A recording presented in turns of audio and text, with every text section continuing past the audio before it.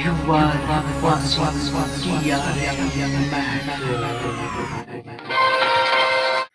सभी को नमस्कार एवं जोहार। मैं डालूराम महतो हमारे यूट्यूब चैनल में आपका स्वागत है। बताते चलो कि मैं हर एक वीडियो के अंत में रोजगार से जुड़े भी न्यूज़ देता हूं। आज 2 राज्यों में गवर्नमेंट जॉब का वैकेंसी भी निकला है, तो इसका इन्फॉर्मेशन हम वीडियो के अंत में देंगे। तो चलिए शुरू करते हैं आज का न्यूज एक बहुत बड़ी खबर के साथ। झारखंड कर्मचारी चयन आयोग की ओर से 26,001 सहायक आचार्य नियुक्ति प्रक्रिया पर लगी रोक को हाईकोर्ट ने हटा दिया है।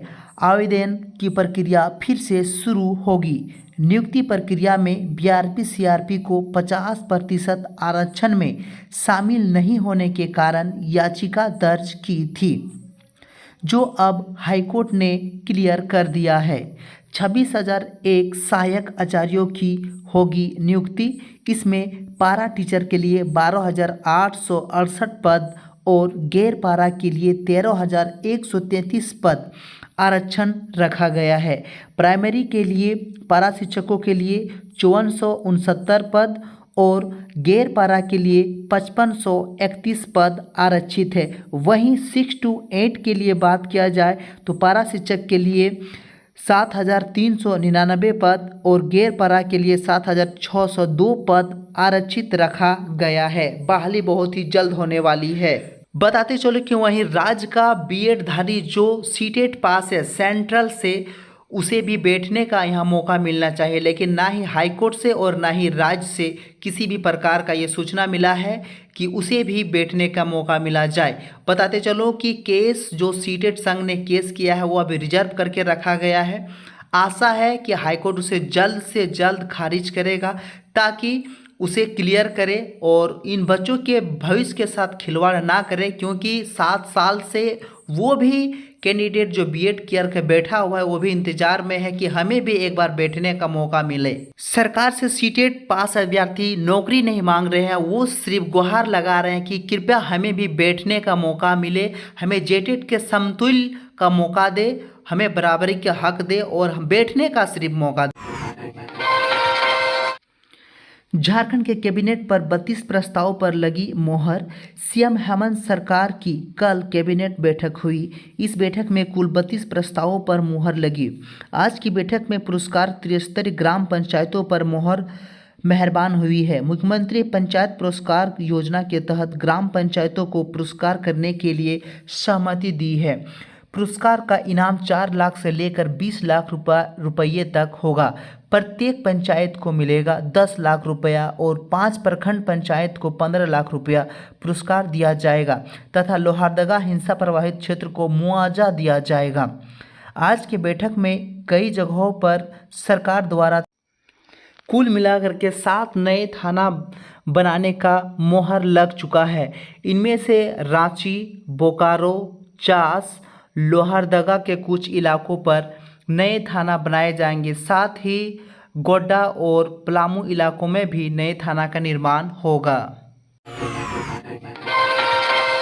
रिम्स की इमरजेंसी में जूनियर डॉक्टरों ने परिजन को पीटा। गंभीर मरीज की बिना इलाज के अस्पताल से निकाल दिया।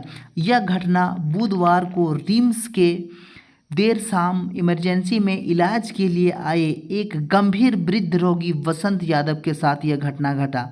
बताया जा रहा है परिजन को जूनियर डॉक्टरों ने जमकर पीटा। पीटने का कारण बताया जा रहा है कि उसे कुछ डॉक्यूमेंट्स का जेरॉक्स कराने के लिए कहा रहा था, लेकिन वो कराने के सहमत में नहीं था। तभी मुकेश यादव जो वसंत यादव का पुत्र था उसे एक रूम में बंद करके जूनियर डॉक्टरों ने इतना मारा कि उसे हाथ तोड़ दिया गया है। झारखंड विधानसभा में नियुक्ति में गड़बड़ी के मामले में शिव शंकर शर्मा की जनहित याचिका पर बुधवार को झारखंड हाईकोर्ट में सुनवाई हुई। चीफ जस्टिस संजय कुमार मिश्रा और जस्टिस आनंद सेन की खंडपीठ में जस्टिस विक्रमादित्य प्रसाद आयोग की रिपोर्ट अब तक पेश नहीं किए जाने पर कड़ी नाराजगी जताई है। यदि रिपोर्ट पेश नहीं की जाएगी तो उन पर आपराधिक अवगमन की कार्रवाई शुरू की जाएगी। बताते चलूं कि राज्यपाल सीपी राधाकृष्ण के निर्देश पर भी नहीं हुई सुनवाई। ये एक बहुत बड़ा प्रश्न उठता है कि जब कोई भी याचिका राज्यपाल का बात भी नहीं माने तो इसका मतलब वो अपना मनमानी करने के कगार पर उतर गया है। इसमें जेएसएससी पर हाईकोर्ट ने नाराजगी व्यक्त की है और उसने कहा है कि जितने भी नियुक्ति प्रक्रिया में गड़बड़ी मामले हुए हैं, यदि रिपोर्ट पेश नहीं की जाएगी तो उस पर भी मुकदमा बहुत ही जल्दी दर्ज कर लिया जाएगा। कुछ करके गए जो किए वो कागज में जो लिख के गए वो कागज अभी ठंडे बस्ते में पड़ा हुआ है। जैसे पिछले बार हम लोग का एक मीटिंग, प्रशिक्षित शिक्षकों को धक्का मार करके जेएमएम से बाहर निकाल दिया गया है।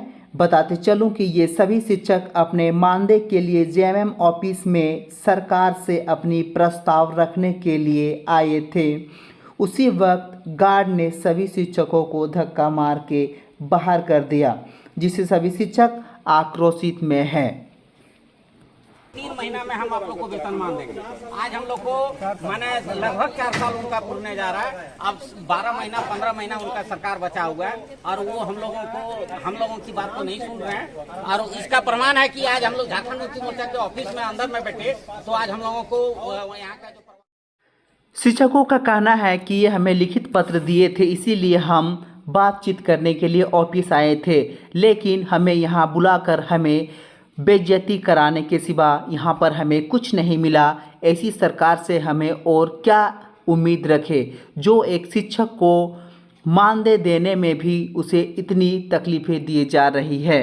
बात करेंगे सरकारी नौकरी की, कौन से राज्य से सरकारी वैकेंसी निकला हुआ है दोस्तों। तो चलिए अब हम शुरू करते हैं। देखिए पहला वैकेंसी है कि सरकारी नौकरियों में इस तरह से देखिए यहाँ से आपका वैकेंसी निकला है कि CGPEB में एग्रीकल्चर एक्सटेंशन ऑफिसर के 305 पदों पर वैकेंसी निकली है।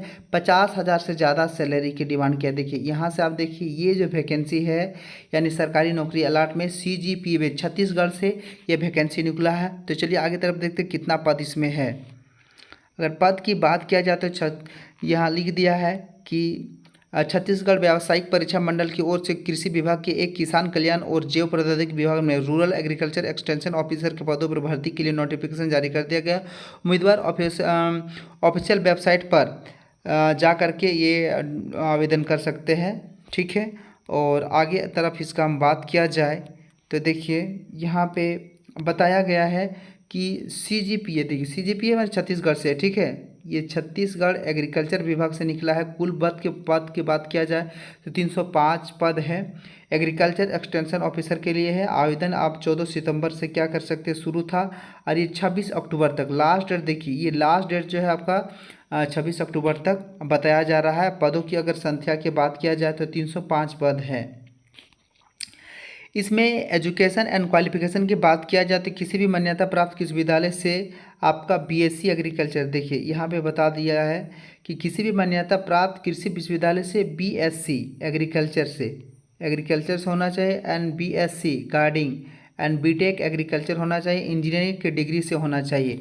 आयु सीमा की बात किया जाए 21 से 30 वर्ष के बीच एवं छत्तीसगढ़ के निवासी के लिए अधिकतम आयु सीमा 35 वर्ष तक है। देखिए अगर कोई यहाँ पर अगर राज्य का है ना उस राज्य से तो 35 वर्ष है और अदर स्टेट से है तो आपका अधिकतम एज आपका 30 वर्ष होना चाहिए।